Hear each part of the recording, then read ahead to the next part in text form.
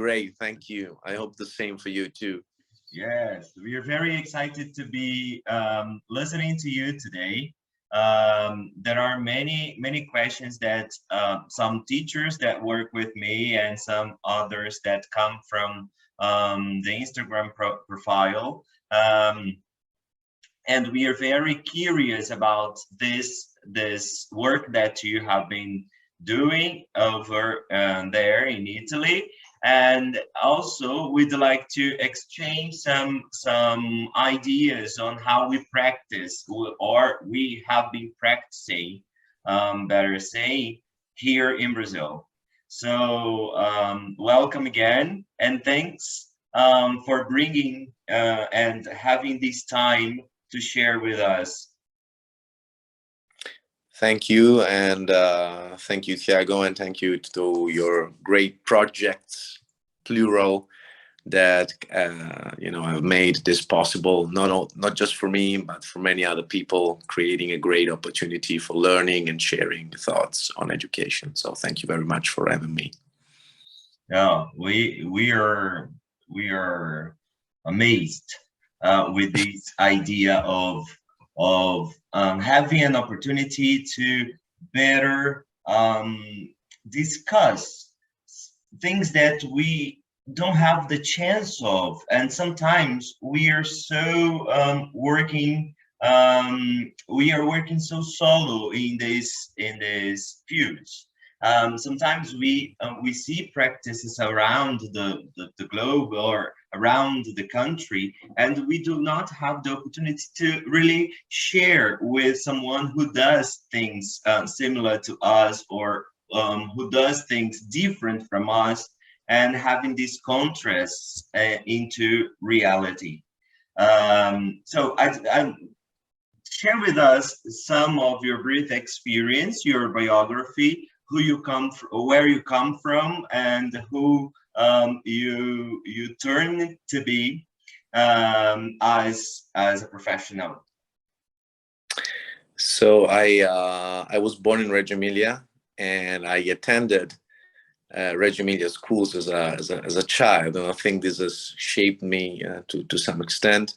My mother has worked for decades as a teacher in Reggio Emilia school, so I was born, somehow I had an imprinting, let's say.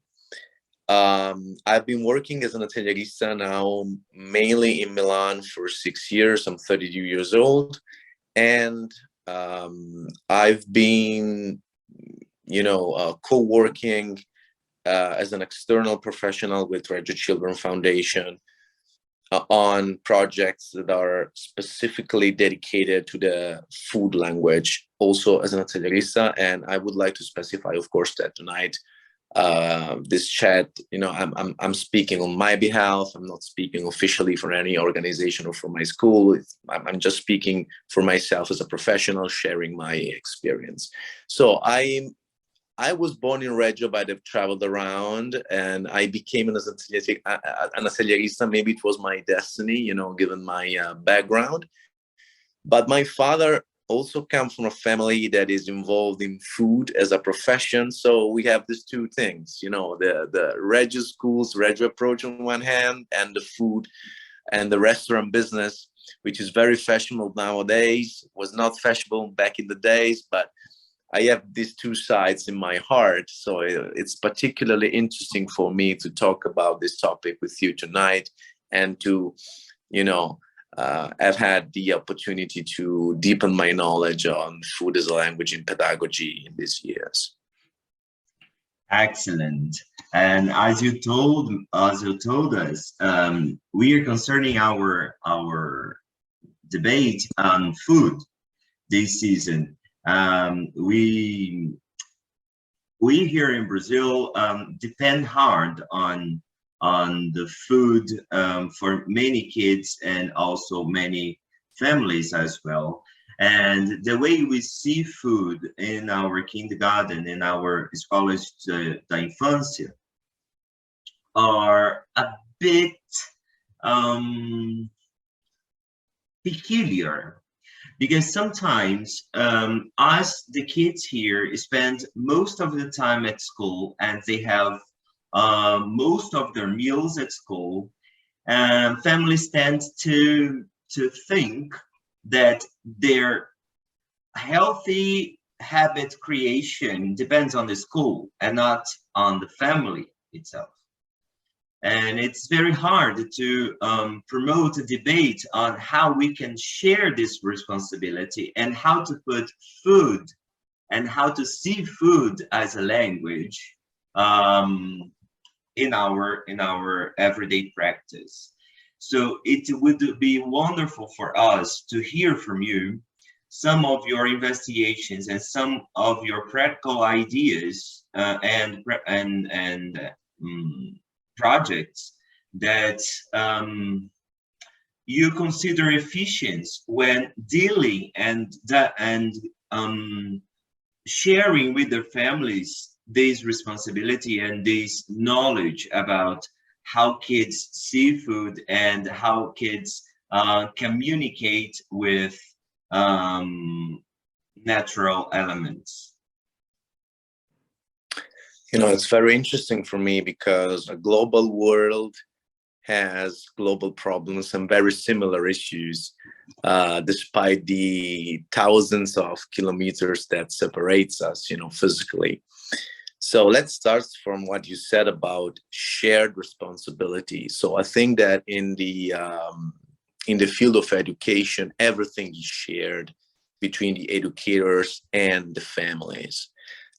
We do share responsibilities in terms of the everyday life of kids, in terms of activities, in terms of the topics we go through with children. So let's say, then we will go to the food itself. But if we do something at school, whatever we do, if we go through some kind of dialogue with the children, if this dialogue, if this topic, if this activity is not somehow, does not somehow have an echo in the family, then we lose, because eventually it's going to be lost. So there's always a shared responsibility about everything. And I think personally that it's always a mistake, either by the school or by the family, to say, this is all your responsibility. So the school should not say, this is not my field, and the family should say the same. As far as food is concerned, and the everyday meals are concerned, you are right. It's the same in Italy. Kids, especially in kindergartens and infant toddlers, spend most of the day at school, so they eat mostly at school.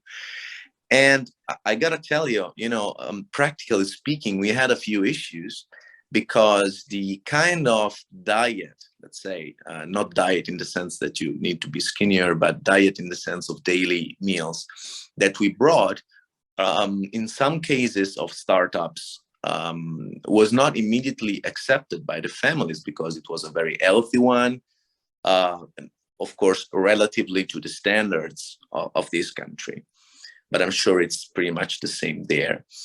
So you needed firsthand, at the beginning, a dialogue with the families in order for them to understand why you make some choices in the menu if you have an inner kitchen in the kindergarten. And then comes the shared responsibility of saying, let's make another practical example. The kid, the child, come home and say, I didn't like the meal at school because they made me eat beans, which is I don't think it's the same in Brazil, but here it's the nightmare.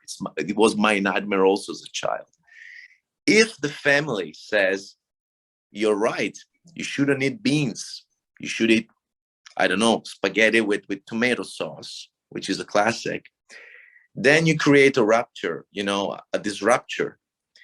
And of course, a child will be justified in saying, okay, I tried it, I didn't like it the first time, I will not try it again.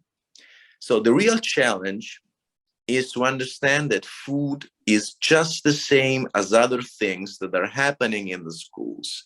You have to try, adults and children together, and you know even before trying, that you will face difficulties, because everything is new for our little kids and for us with them in rediscovering things that we thought we knew. So the key point here in the shared responsibility is to keep trying. Then eventually, with food and with other things that, concern taste, you will reach a point in which you say, okay, you really don't like it. It's the same with drawings as a language. Try to paint, you try once, twice, 3 times with the proper ways as an educator. If you don't like it, you draw a line and then you study some other strategies. I think with food is the same. You have to try with a shared responsibility, and the shared responsibility is created by communication. In our school, we communicate every day what did the children eat, how much, and we try to be a bit more elaborated than that in the narrative. So how did they like it? How do they behave?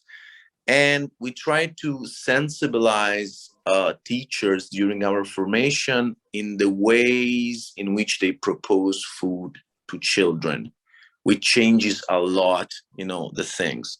So long story short, I think shared responsibility here is an effort by the educator to be constantly focused on each of the children in terms of taste, and to be very careful in chronologically speaking when to draw a line, and when it comes to the family, to help out the educators in this path. And again, to not do the same as school at home, because this is not only impossible, because the taste is different of food. Anyhow, I mean, the kitchen of the school is different. You cannot replicate, but and you should not replicate, but try to legitimize the effort. Try to legitimize that. In some cases, the food is bad, and then we need the feedback, because we're not perfect, and some of our schools are private and we are businesses, and we need feedback. So if something is bad, or if something is badly, if something is badly presented, which is another issue that we might, tackle. I mean, we have many issues to tackle. Then we can improve. But shared responsibility is the key. And then you have a line, because otherwise you will force children. And I think this is not good. But to try and to share the effort is the way. Yeah, there is a question that was sent by an educator that talks about this self regulatory system and capacity of the kid. And I was wondering about how we adults believe this self-regulatory system and capacity. How we tend to think that kids need more and more and more than they are saying they are able to. For a practical idea, example, I bring something that concerns my worries here in the practice of Brazil. When the kids are serving and they serve a lot, or they serve the amount they think they will be able to eat, and they aren't in the end, and some food or something is left on the plate, the teachers keep insisting them, encouraging them eating. I mean, doing their best, but they are encouraging by saying, "Oh, you can have 2 more spoons, or you eat 3 more spoons, you eat 4, you eat 5," and this is something that they are not. Well, from my point of view, I don't know if you agree with me. From my point of view, we are telling the kids how much we expect from them, and not what they are really able to. So how do you see this practice, and what do you think about kids having this autonomy on how much they can eat and what? I think it's a very, again, we have to tackle several issues here because let's say broadly, in progressive approaches to education, in order not to, not to have any issues with any copyright, you do strongly believe in the competencies and in the self-regulatory systems in every language of the child. And I think this is very important. Food is a little bit different here because it's a physical necessity. I'm not saying that painting with watercolors or modeling clay or using the digital languages are not a necessity in terms of, your neurophysiological development and psychological development. But food is something that is really, vital in the strict sense of the term. So it's more difficult to set the extent to which you should intervene as an educator. I don't know if I explain myself properly. It's more difficult because it might be archetypical in our mind. When you said 2 more spoons, you reminded me of my grandma. 2 more spoons, you should eat. It's something that it's stuck in our minds, because food is a vital necessity. If I have to think about my experience, I think one key point here is that the teachers and the professionals in the school should know each one of the kids, also when the food is concerned. So that one kid expresses himself through paintings in a certain way.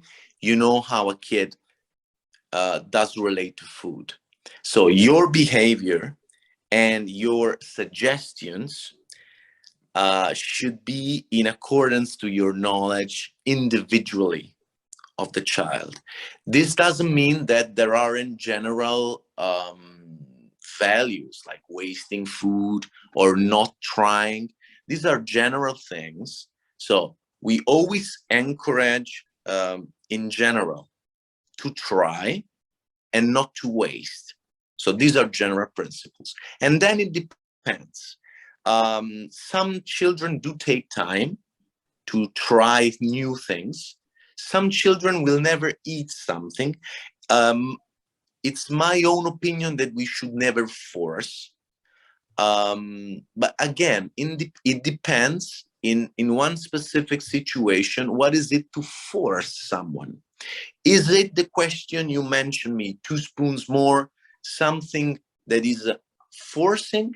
I don't know. It depends. It depends on the tone. It depends on the child. It depends on the situation.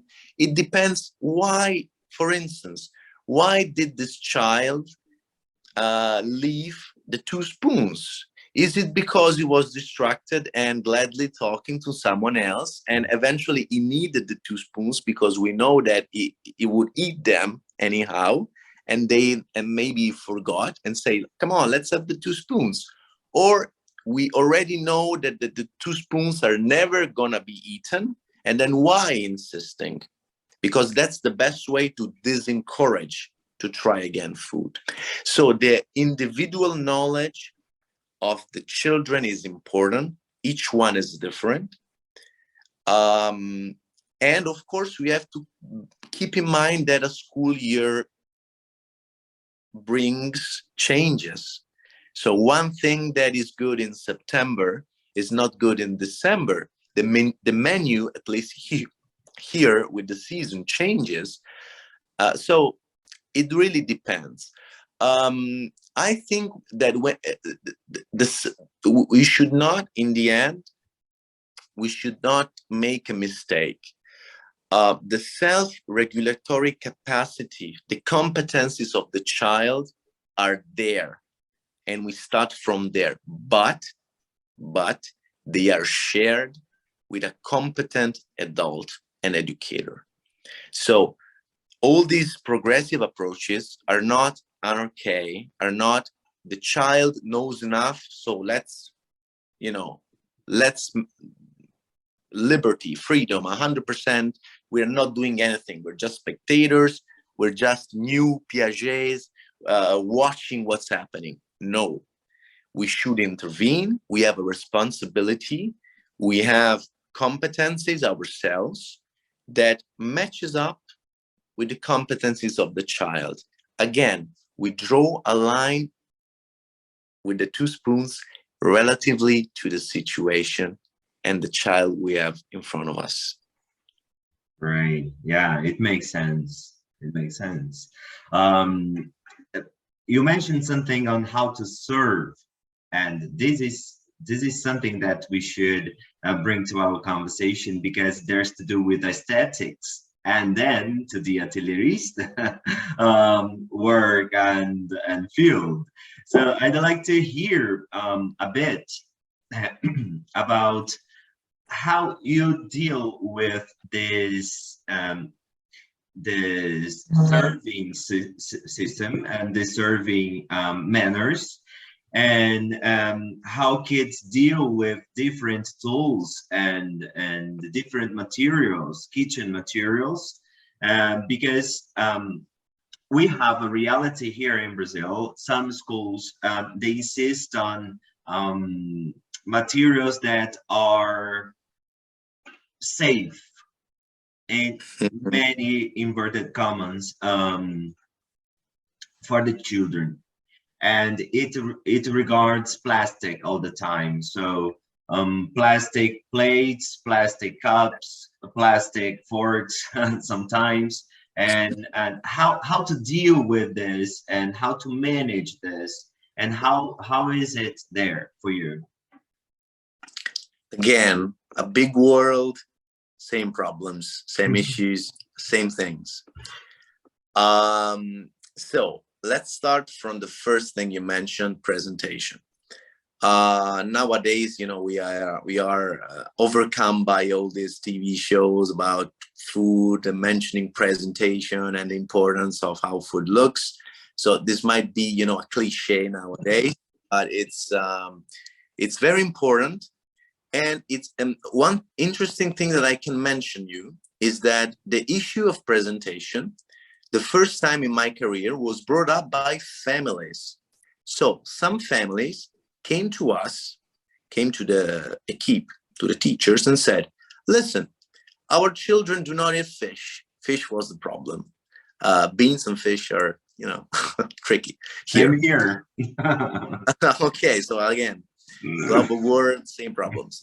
Why don't you make fish meatballs? And we did. So again, shared responsibilities means also that you as an educators and as a kitchen equipe, you accept suggestions when they are good, because parents are educators too in their own field. And we did. And eventually the consumption of fish, skyrocketed. So presentation is important also for children. I would say that this playful aspect with colors and it's very important. We have to be careful here not to be too old style, too childish in the bad sense of the term. Play with food.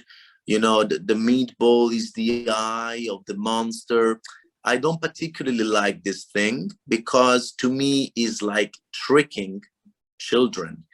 They do not need that to eat. If you make a colorful, appetizing, nice plate, you do not need to play this kind of games. The game is already there, the fun is already there, and the taste is already there if the food is good. So presentation is very important. And in my case, in our school, the family eventually were the first, to bring up the issue. As far as the materials are concerned, yes, again, many different ideas. We use glasses in kindergarten. We use them. We use normal forks, like I don't know if it's steel. I think so, metal anyway. Of course, we are careful. I mean, we do not. We use normal plates for kindergartens. We use plastic for infant toddlers. But again, the principle is that in life in general, everything can be dangerous. You know, every material, every object, every situation. I mean, it sounds a bit, you know, bleak, pessimistic, but it's the truth. It could be dangerous. We know it.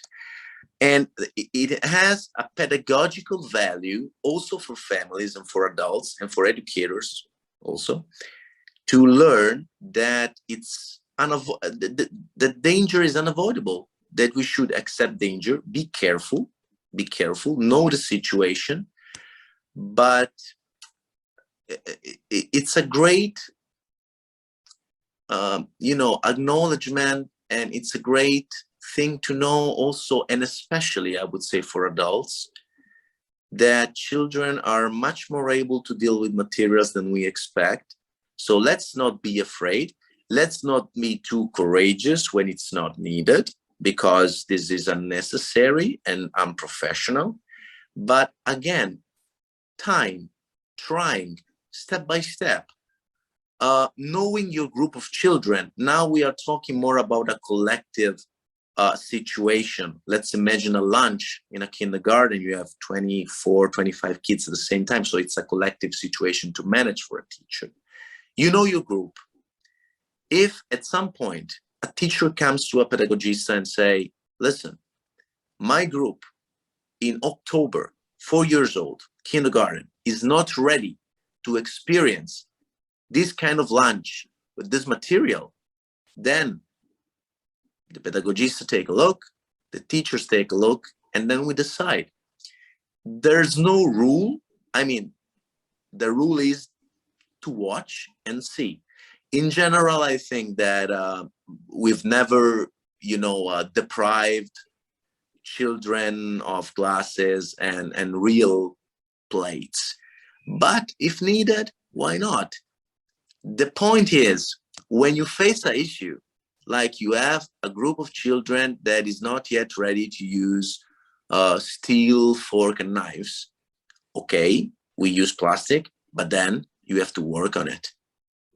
You have to work on it, step by step. So sometimes when we concern teacher development studies, we keep insisting on theoretical readings and analysis. And sometimes what teachers really need is to share practical ideas, you know, things that are in common with among teachers, among kids at the same age or in a certain point or in certain aspects. So this talk makes sense for me because most of our the questions I received from teachers and most of our doubts concern practice. And one other question that came to me was about how to deal with different diets, and in this perspective of collective process, eating habits and itself. Once the teacher heard from a 5-year-old kid saying that we teachers and we the school killed animals to serve the kids. And it was a very interesting saying because it is a reflection upon how we're dealing with is being served to them. But again, we have different perspectives and different eating habits at school. So has it ever happened to you? Have you come across this situation? How do you deal with this stuff? Well, I I start from a personal fact. Funny enough, my wife is vegan. So when we, when we started dating back in the days, it was we were adults, of course, and it was a huge. She's a teacher too, by the way. So it was a big topic of debate. And now we have a little daughter, and it's again a topic of debate. So it's not just a topic to debate on in schools, but also in families nowadays, more and more. And we are an example. So again, we have many things at stake here. We have different diet needs for ethic choices, religious matters, allergies, health problems. So we have many different situations there. And we should deal with it. Of course, every of these situation is different because an health problem is a fact. And unfortunately, if you are intolerant or allergic to gluten, there's not much the school or you as a child or the family can do in providing the food. And there's a psychological work, a work on emotions and relations and so on. When it comes to an ethical choice, well, it's a big question mark. But after all, isn't education all about that? If you think about religion, you are born into a family that is of some confession, or maybe not. It's the same. And then you take the responsibility as a parent in this matter to transmit in the way you think it's appropriate your beliefs. And isn't the same for civil values. So you do take the responsibility as an adult, as an educator, to transmit what you think is true. Of course, then there's the society and the relationship between your choices and the society. And when you are a minority, it's always not a problem, but an issue. Again, it depends, I think, on how you do things. When things are too extreme, everything, it might sound a bit cheesy, this thing, not so professional, not so original. Again, if you are too extreme in something, eventually at some point you're going to do some harm. And when we are dealing with children, it's even more dangerous. So let's take the vegan diet, because I think of my wife now. I think you can raise your children as a vegan if you're followed by doctors that are professionals in the field. My daughter isn't, despite the fact that my wife is a vegan. And you can ask legitimately. And we have kids that do it, not kids, but families. Ask the school to follow your ethical choice. But again, let's take two examples of something that it's a bit too extreme. You notice one morning, this didn't happen. I'm just making it up. That one child is very weak. It's pale. He is pale. She is pale. And I mean, she has some issues. It might be temporary, but you should talk to the parents. Maybe it's related to the diet. Maybe it's not. You say what happened. And then it's up to the family to relate eventually in time to the doctor and take a look at the diet. One other example is related to what you mentioned about something that is more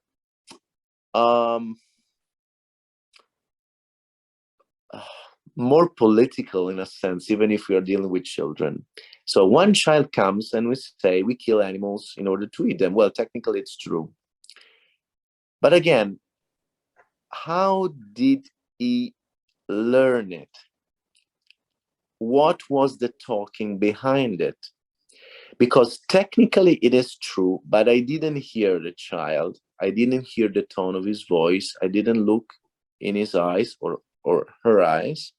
I didn't see if there was any fear or regret or sense of guilt. If there was, I think that's wrong. If there wasn't, It's a competence, it's a technical fact, it's an ethical fact that the child knows, and he or she can share it with the group. And then we can have a discussion.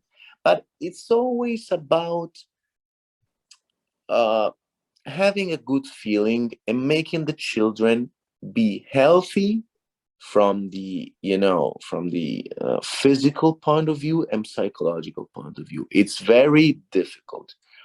Also for other diets, I mentioned vegan just for a case, but also for religious diets. We had many requests and we tried to comply. You also know that there are some religions that do also have periods in which they renounce totally to food in an extensive period of time. Of course, this is not for little children, but maybe for older kids. Again, it depends. I think everything can be done with limits. I mean, there's the law, our values, democracy, and so on and so forth. But it depends. We always use the keyword relation. It's there. It's in the middle. It's in the communication. It's how you transmit. It's how you bring to the child and back something. If you do it good, I don't like to say good or bad, but if you do it, with a soul, let's say, and with competences as an educator, both in the family and in a school, then I don't see any problem. Of course, you need an organization. You need to have an inner kitchen that knows, that is very, careful in labeling with names the different dishes that goes here and there. No problem with choices, as long as they are not bad in the relation, and as long as they are not harmful in the relation between the child and the rest of the group. This doesn't mean that we all have to be the same. On the contrary, we should welcome differences. But when we talk about differences, because eventually, children are going to ask, why Carlo has a different plate than I? Why? Then a professional knows and thinks about how to talk about it with the rest of the group and turn the difference into value. Yeah. Working on differences. This is what you said. And again, the kitchen at school is a great opportunity for us to talk about differences. For example, here traditionally we eat rice and beans. This is very typical in our country. And some kids, they serve the beans on top of the rice. Some kids prefer the rice on top of the beans. And this is an issue that we make a joke on it. But this is how this is what represents how the kids see the food, and traditionally how it is influenced by the family, and culturally how it is influenced by he not this, but how he or she is influenced by the culture. So I see that when talking about kitchen at school, we bring a great opportunity for us to discuss ideas and topics, and the culture, the perspectives, and well, socially speaking, this should be democratic, but it isn't so far. I guess we are trying at school to put the food in a place that it represents a real language. Because what I see is that when the food was introduced to our schools, it was in a way that it had to feed and to nourish the kids. Kids should be fed at school. So what do they eat? How? How many languages the food brings? It wasn't an issue. It wasn't pedagogically seen or provided. I think nowadays, seeing and putting the focus on how the food is um, how the place the food um, um, takes at school, we're trying to see in another way this language. I mean, I got lost in my thoughts, but I think this in the summary and in a nutshell.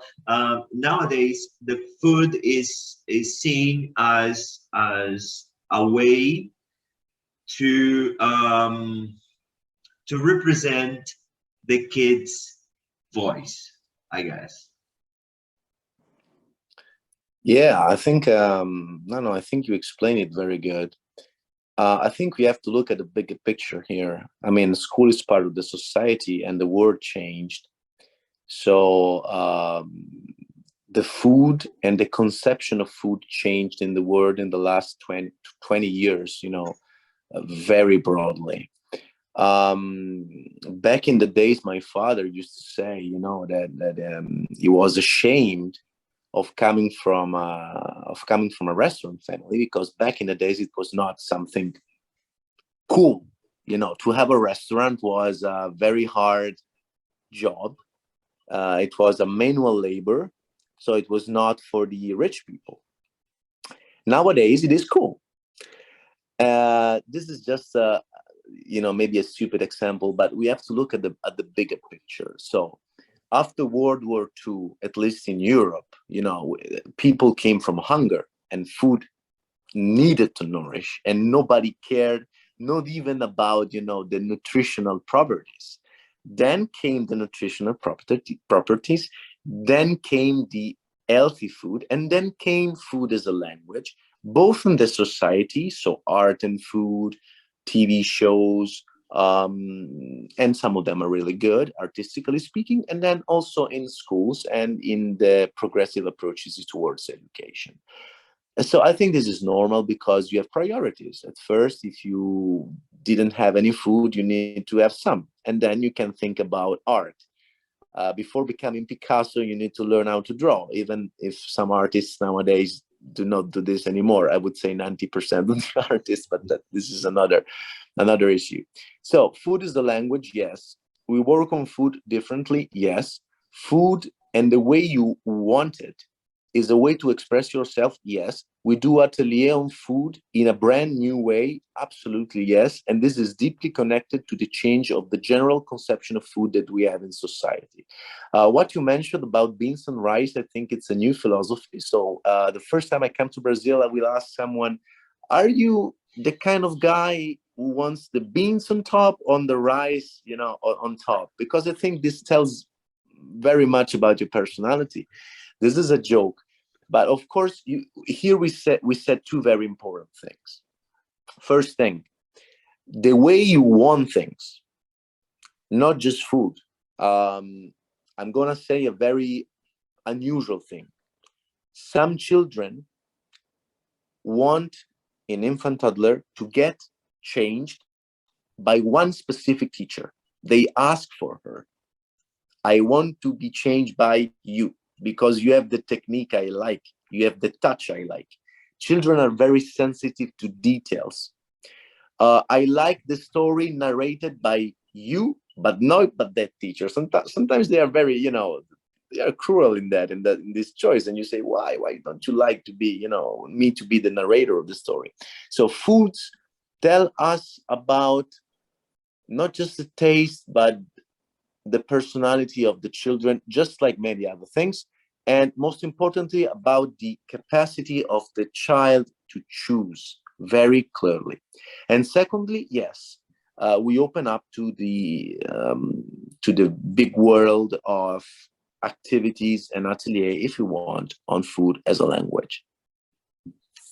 Nice. So heading to the last questions now, Lorenzo. I'd like to hear from you some practical experiences as an Atelierista and the challenges you have concerning food, as the whole project or the or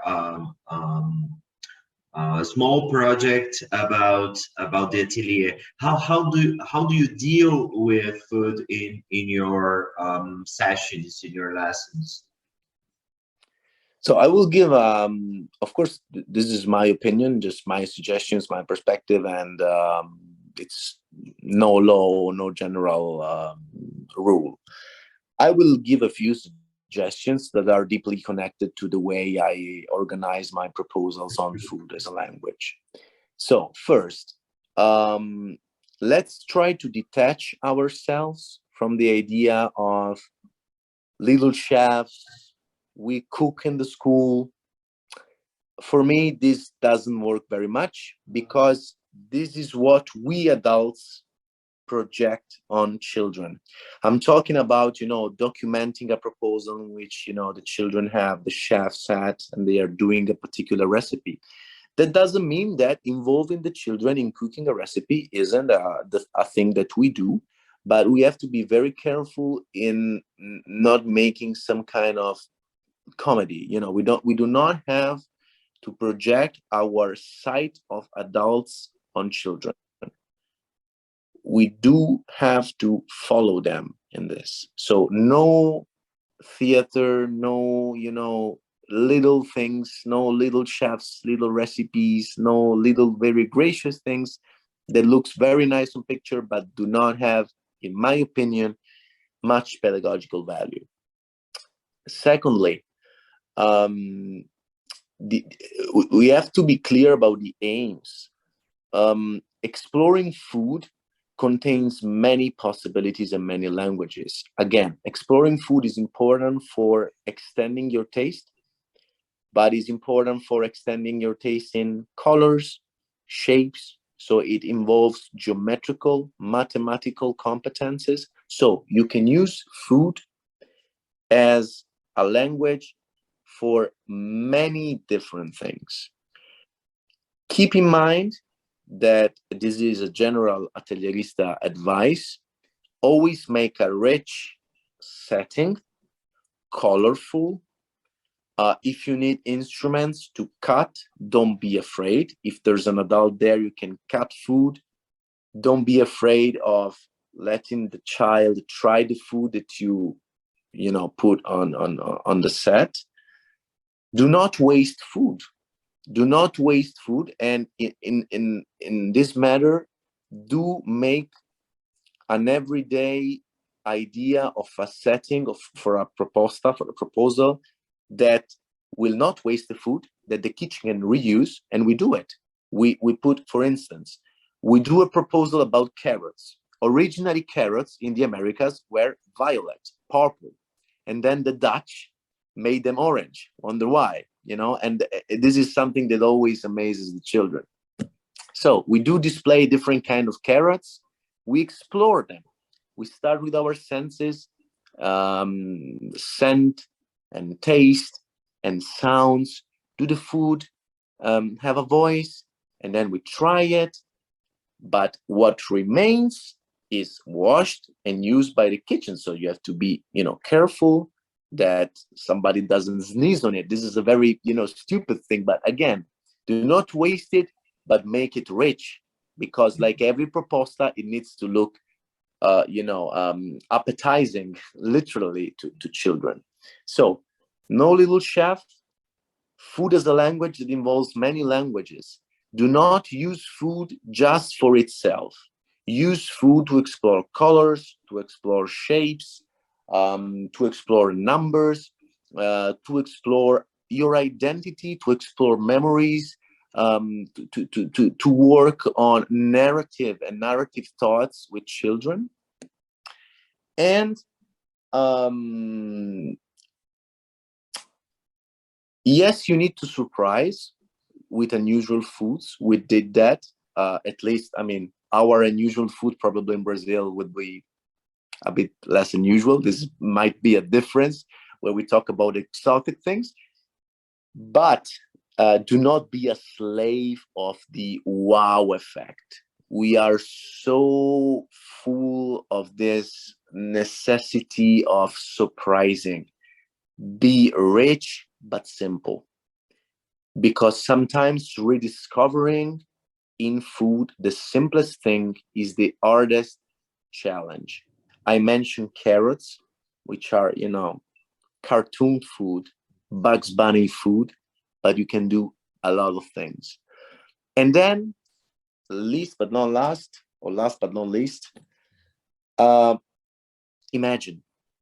So, does the food have a voice? It does when you cut it, but even if you put it next to your ear and you invent a voice, that's a good thing, because it's a narrative thought and you can elaborate on that. And again, a language in the language of food. So do not be afraid to start from scratch, from the earth, from the carrots that is down the earth, and go up to the sky. Wow, Lorenzo, how can I thank you? No need to thank me. With another chat and another meeting soon. This is the best way to thank me.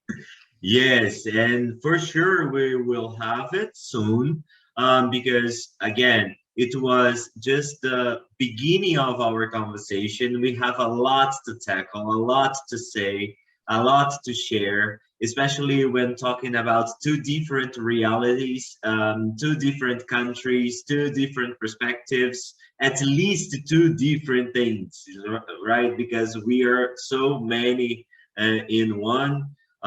So thank you again for your time, for your availability, and we hope, uh, I actually hope to see you soon and to share more with you. Um, would you like to say anything for our educators before we end this? Yes, thank you very much to Tiago, of course, and to everyone. And I like very much this thing of questions, because you are very lively, community, and I hope to receive more, and also critiques and doubts and everything. Every feedback will be discussed and welcomed by us. And I think it's time for me for a late dinner of rice and beans now. It will take time for me to want to decide the position. I will think about it. Great. So thank you, Lorenzo. Thank you very much. See you soon. Ciao.